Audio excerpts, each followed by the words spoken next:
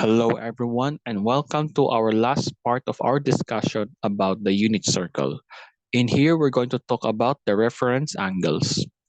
Okay, so I told you the overview of reference angles. Basically, the main reason why that there are angles that give you the same amount of number, but the only difference is the signs was because of the reference angles. All right, let me give you the example. All right, remember this one? Right? So for example, we have 45 degrees, 315 degrees, 225 degrees, and 135 degrees, right? This is actually based from the second part of the unit circle, right? If you remember. And we imagine what if we have an inscribed square, which is this one. So here we will find the vertices, okay, of the square. So here the vertices is square root of 2 all over 2 and square root of 2 all over 2. Here, the same thing, square root of 2 all over 2, square root of 2 all over 2. And the same thing here as well. And on the bottom right, it's square root of 2 all over 2, square root of 2 all over 2. But the difference is that their signs, uh, their signs change. Here, on the first quadrant, both coordinates are positive. On the second quadrant, only the x-coordinate is negative. On the third quadrant, both coordinates I mean, are negative. And on the last quadrant, the only coordinate that is negative is the y-coordinates. You see? And how did we get these coordinates, like the numbers, despite their signs? It was what? Because of the right triangle of 45, 45, 90, right? So here we have 45 degrees, right? And we use this 45, 45, 90 right triangle to find the coordinates. You get me? And here, that's the same thing here, okay? Because here, we also have 45 degrees. You get me? The same thing here as well, we have 45 degrees. 45 degrees here then, which explains why the values are the same, but the signs do not stay the same because it depends on what quadrant you're in. So this 45 degrees, these are your reference angles actually, okay? So how do I know that it is a reference angle? Okay, well, think of it this way. Okay, hold on, let me erase the writings. Think of it this way. Okay, so for example, uh, you have 135 degrees, right? Okay, you have that. So the coordinates here is negative square root of 2 all over 2. What will be the missing angle here? That missing angle is actually your acute angle. You get me? So here, you will find what would be the missing angle here. And that angle is no other than your reference angle. Okay? So let's proceed here. So here in this circle, like the first part we discussed about the unit circle, we divide the circle by its axis or by 4. In here, we expect to form a quadrantal angle, 90 degree, 180 degree, 270 degree, or 360 degree. Here, just like earlier, what happens? What happens is that, what do you call this one? Let me draw a line here. In here, on the other hand,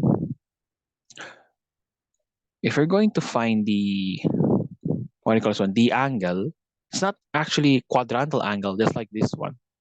You get me? Here, you can find the angle based from the what?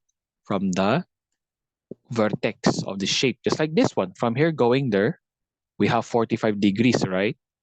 And here, if you go exit further from here going there, you will have 135 degrees, okay? And so on and so forth.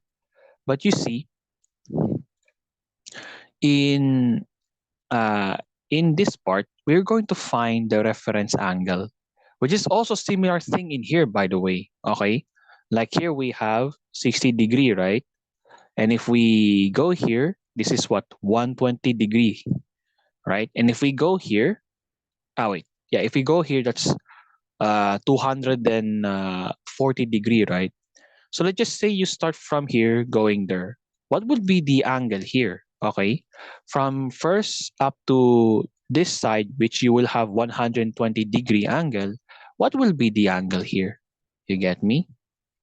And similarly, in this case, okay, like for example, if you form an angle from here up to this side, which is this, okay, this is a total of 240 degrees, right?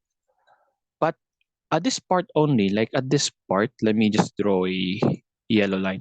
But at this part, like this part only, what would be the angle at this part? Okay, this is still 60 degrees, right? If you recall, remember, it's still 60 degrees. So the part here that we're going to find is what you call as the reference angles. Okay, so reference angles, it's an acute angle between the x-axis and the terminal side. Okay, so for example, if I rotate from here going there, which is a total of 120 degrees, so that means here you're going to find the angle here, okay, between the terminal side and the x-axis. That will be your reference angle, which is 60 degrees here. Okay, don't worry, I'll tell you how to find it. Okay, I'm just giving you an overview. Another example, let's just say from here to there.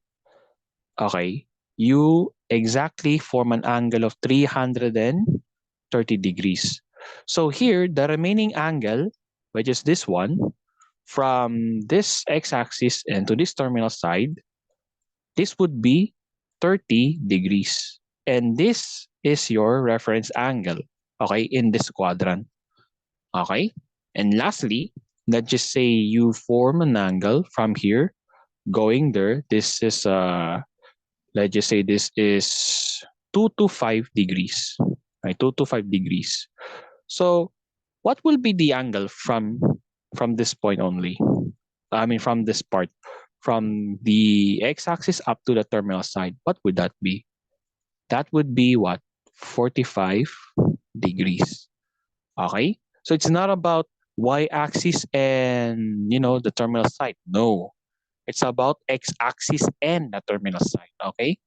So how can we find it? Because, uh, you know, what do you call this one? We at least need a guide to do that. So how to get? We let the theta as a reference angle, just like what we did. Okay? How to find the reference angle? In a quadrant 1, what would be your angle here? Like positive, positive. Oh, wait, I forgot to include something here. Wait, hold on. All right, I'm back. So yeah, that's it. Sorry, I forgot something. All right. So okay, in a quadrant 1, okay, if your angle is positive, you will know if your angle is positive if it's what? If it's rotated in counterclockwise. If it's, oh wait, this is negative. If it's negative angle, that means the angle was formed due to clockwise rotation. Okay, so again, if it's positive, it's rotated due to counterclockwise rotation. Otherwise, it would just be a clockwise rotation. So let's go. So in the first quadrant, so we have an angle here, right? So here, you're not gonna change it. You get me? You're not gonna what do you call this one? You're not gonna change here. Okay? So for example, we have 40 degrees. That's it. That's it. Okay? Like, okay, it's okay, no problem. It's 40 degrees. That's it. If it's positive. But what if it's negative? So for example, let's just say I have from here going there, I have an angle of negative 315 degrees. Okay? So what would be my reference angle here? So you will use this one. So you will add by 360 degrees. So negative 315 degrees, let me take a look. Okay, I could be wrong. Negative 315 degrees plus 360, this is 45 degrees. See? So that is your reference angle. So in the quadrant 1, if it's positive, just leave it be. If it's negative, add it, okay? Or use this one if your angle is not in degrees, okay? Now, how about in quadrant 2 or in the second quadrant?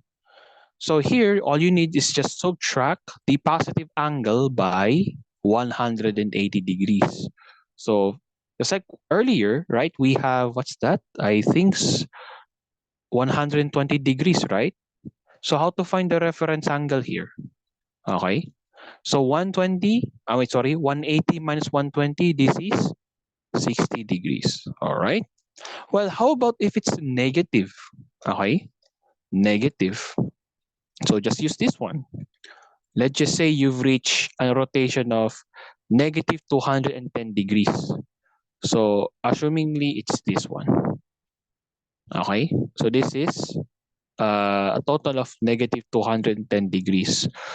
But we want to find the angle here only. So how will you do that? So you will have negative quantity, negative 210 degrees plus 180 degrees. So here you will have negative 30 degrees. Then times negative, so you have 30 degrees. So that's the answer, 30 degrees. All right, finish, okay? Then on the third quadrant, all you need is just subtract the positive angle, if it's positive, okay? All you need is just subtract the positive angle by 180 degrees. So for example, from here going there, let's just say you have 240 degrees, okay? But you want to find the reference angle. So how to do that? So subtract it with 180 degrees. So 240 minus 180, you will have what? 60 degrees. Okay, that's it. But if it's negative, like for example, uh, uh, let's just say from here going there, negative 120 degrees. So what will be the result? Added with 180 degrees. So 180 plus negative 120 or minus 120 degrees rather, the answer is 60 degrees. So it's the same. All right. And last but not the least, quadrant 4. So here, all you need is subtract 360 degrees by the given angle. So let's just say you have 300 degrees. So what would be the reference angle here? Okay, so that subtracted with 360 degrees, the answer would be 60 degrees. And that would be the answer. Okay, so that's it. Well, what if it's, how should I say this? What if it's a negative angle? Then just get the absolute value of it. Okay, get the absolute value of it. What do I mean by absolute value? What I mean here is, uh, let me give an example. Negative 75 degrees. You see this one? If I put a absolute value sign, basically two parallel lines, and within or between the lines we have a number here, the answer would always be positive. So therefore, if we have negative 75 degrees, the answer would be positive 75 degrees. Okay? So you will only use that if and only if it's negative. Okay? So let's try to have some examples.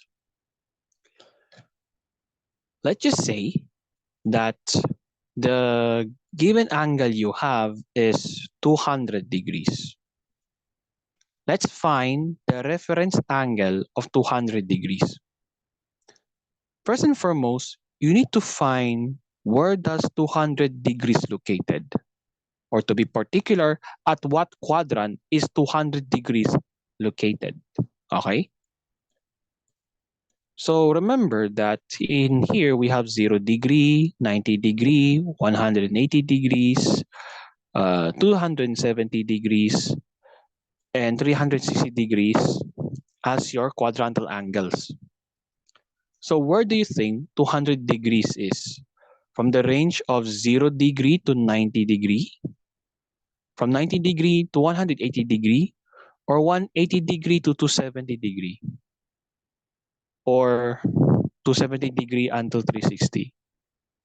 Well, the answer is it's here, okay, within this range on the third quadrant. It's within this range, okay? 180, 190, 200, 201. So it's here, okay? So assuming that this is 200 degrees, okay? Let me erase this one. Assuming that the angle formed here, wait, let me change. From here to there is 200 degrees. Now let's find the angle here. Okay, what would be the reference angle? So if it's in a third quadrant, what you're going to do? You will what? Subtract the given angle by 180 degrees. So 200 degrees by one and minus 180 degrees. So to answer the question, it's 20 degrees. So the answer here is 20 degrees. Okay? If ever you're having a hard time, just take a picture of this one. Okay, take a picture of this one. Okay? Okay, so next. What's next? Let's just say we have another one. I want to find the angle, reference angle of negative 355 degrees. Okay, so let's get the reference angle of it. So where do you think negative 135 degrees is located? So in a standard way, of course, this is from 0, 90, 180, 270, until 360. Okay? But if it's negative, so it would be a different scenario. So from 0, then negative 90, negative 180, negative 270, and negative 360 degrees. Okay? So that means negative 355 degrees is located, assumingly it's here, assumingly. Okay, because it's close to negative 360 degrees. Okay, so that is negative 355 degrees. So what would be the reference angle? Okay, what will be the reference angle? So if this is the reference angle, it's located on the first quadrant, what are you going to do? Add this negative angle by 360 degrees. So 360 degrees minus 355 degrees, the answer is 5 degrees. So the answer here is 5 degrees. And yay, okay? So I suggest you should know this one, okay? You should know how to get the reference angle, okay? By knowing these, all right? And I think that will be all because I think I have nothing else to discuss, okay? So here we're going to have a practice, but hey, that would be the next video, okay? Next video, all right? But now you know, okay? Now you know on what to do, on how to get the reference angle, all right? So see you soon.